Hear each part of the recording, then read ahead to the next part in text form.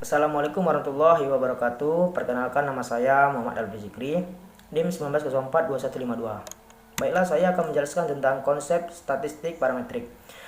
Statistik parametrik merupakan suatu metode statistik inferensi yang modelnya menetapkan adanya syarat-syarat tertentu, asumsi-asumsi dari sebaran distribusi data populasinya. Penerapan metode parametrik pada umumnya adalah menduga atau menguji parameter yang belum diketahui dari distribusi tertentu yang dianggap sesuai dengan kondisi data. Selanjutnya, ciri-ciri statistik parametrik. Yang pertama, data dengan skala interval dan rasio. Yang kedua, data menyebar atau berdistribusi normal. Penggunaan statistik parametrik yang pertama digunakan untuk menganalisa data interval dan rasio yang diambil dari populasi yang berdistribusi normal. Yang kedua, untuk menguji hipotesis deskriptif bila datanya interval dan atau rasio. Selanjutnya, statistik parametrik memiliki keunggulan dan kekurangan. Adapun keuntungan dari penggunaan prosedur dari statistik parametrik, yang pertama, syarat-syarat parameter dari suatu polusi menjadi sampel biasanya tidak diuji dan dianggap memenuhi syarat. Pengukuran terhadap data dilakukan dengan kuat. Yang kedua, observasi bebas atau sama lain dan ditarik dari populasi yang didistribusi normal secara memiliki varian yang homogeni. Sedangkan kekurangannya, yang pertama, populasi harus memiliki varian yang sama.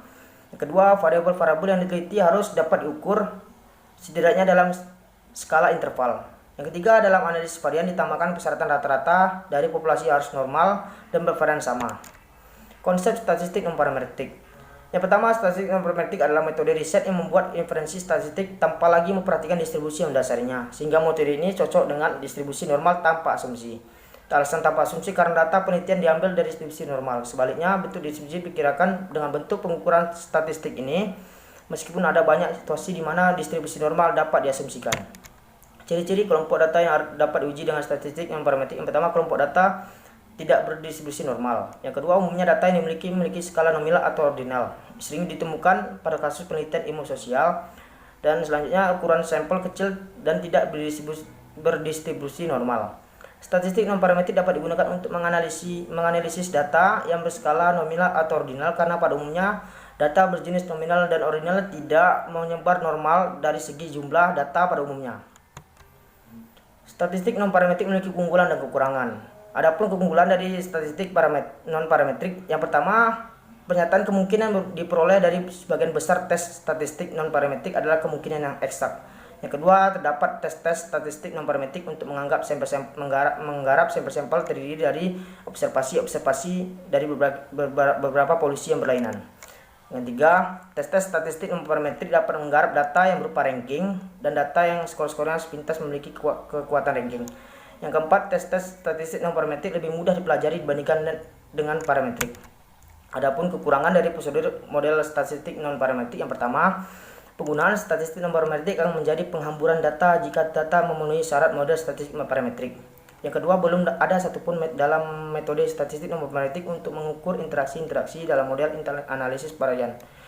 Yang ketiga, penggunaan statistik non-parametrik memerlukan banyak tenaga serta menjemukan. Model statistik parametrik yang pertama, objek pengamatan harus saling independen. Artinya pemilihan sembarang kasus dari populasi untuk dimasukkan dalam sampel tidak boleh menunjukkan bias pada kemungkinan bahwa kasus yang lain akan termasuk juga dalam sampel tersebut. Yang kedua, objek pengamatan harus ditarik dari populasi yang berdistribusi normal. Yang ketiga, populasi di mana objek pengamatan ditarik harus memiliki varian yang sama. Yang keempat, variabel-variabel yang terlibat kasus setidaknya dalam skala interval. Yang kelima, rata-rata populasi normal dan varian sama itu harus juga merupakan kombinasi lini dari efek-efek yang ditemukan. Model statistik non-parametrik yang pertama, prosedur untuk data dari sampel tunggal. Prosedur non-parametrik untuk menduga nilai sentral untuk sampel tunggal ini diantaranya adalah uji tanda. Yang kedua, prosedur untuk sampel independen. Prosedur ini digunakan ketika ingin membandingkan dua variabel yang diukur. Yang ketiga, prosedur untuk sampel dependen.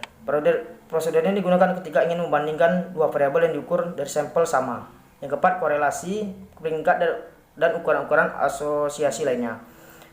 Korelasi non-parametrik yang ekuivalen dengan konvensi standar ini dan umum digunakan untuk eksperimen Kendall, tau dan Coven gamma. Sekian yang dapat saya sampaikan tentang konsep parametrik dan non-parametrik.